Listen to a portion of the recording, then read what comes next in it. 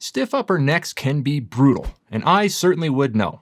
Now, not only can they make your neck feel like a pile of hot garbage, but they can also lead to cervicogenic headaches and trouble performing daily movements involving moving your head and neck. So in this video, I'm going to walk you through a self-treatment technique that you can do at home to help restore motion to your upper cervical joints, gently stretch some of your suboccipital muscles, and ultimately reduce the chronic tension and discomfort that likely led you to click on this video.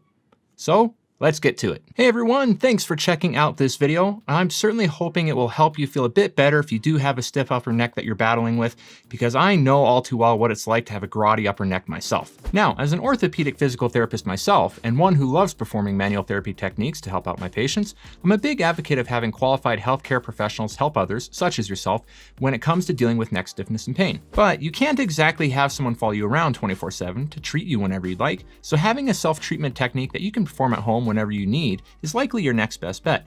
And that's where SNAGs come in. All right, now in terms of the housekeeping items that we have to quickly run through here, we do need to run through them because while this home exercise can be incredibly beneficial in terms of a movement to do if you do have some stiffness or loss of rotational range around your C1-2 joint, it's not for everyone, especially if you've been diagnosed with any type of cervical instability, vertebral basilar insufficiency, or you've recently had some type of trauma to your neck and you haven't been evaluated by a qualified healthcare professional.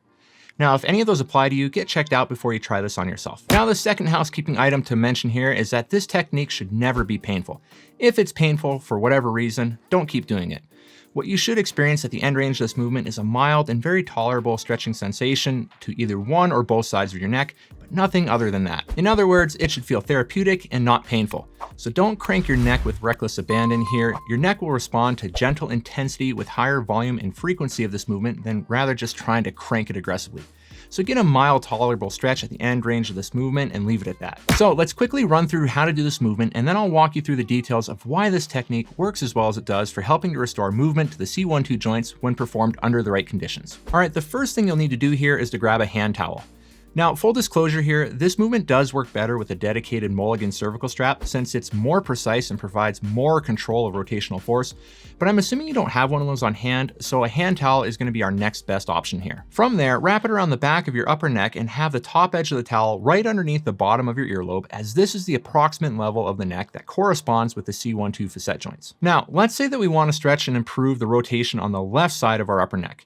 To do this, take your right hand and grab the left top corner of the towel. Then grab the right top corner of the towel with your left hand, going over the top of your right hand. From there, rotate your head to the left as far as you can without using the towel for assistance. Do this to take note of how far you can see over your left shoulder. And once you've done this, gently pull your left arm back behind you a bit as if trying to wrap the towel around your forehead to continue the rotational movement of your neck. Keep a fair amount of tension on the towel as you do this. Now, as you're doing this, take your right arm and gently pull it down and away, which helps to keep tension on the towel in a manner that assists with helping the C1-2 joint get a bit more rotation. Now, if you've done this movement correctly, you should feel a gentle stretch in your upper neck and also be able to see a bit further over your shoulder than when you're rotating all by yourself. And this indicates that you've produced more rotation at your C1-2 joint in order to make this happen. So hold this stretch for a second or two and then back off and then repeat the movement anywhere from another 5 to 10 times. Now, as long as there are no complications, you can experiment with doing this technique once a day, twice a day, or even multiple times per day, so long as you keep it gentle and you don't have any pain when you're performing the movement. And lastly, switch up your grip and perform the rotations to the opposite side.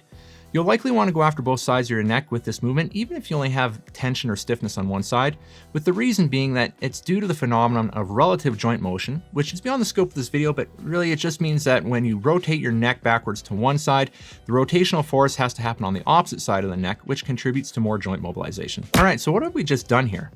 Well, we've provided some extra rotational assistance to the joint between your first and second cervical vertebrae. Now, this joint provides approximately half of the range of motion of your neck that you can produce when rotating to the left and the right.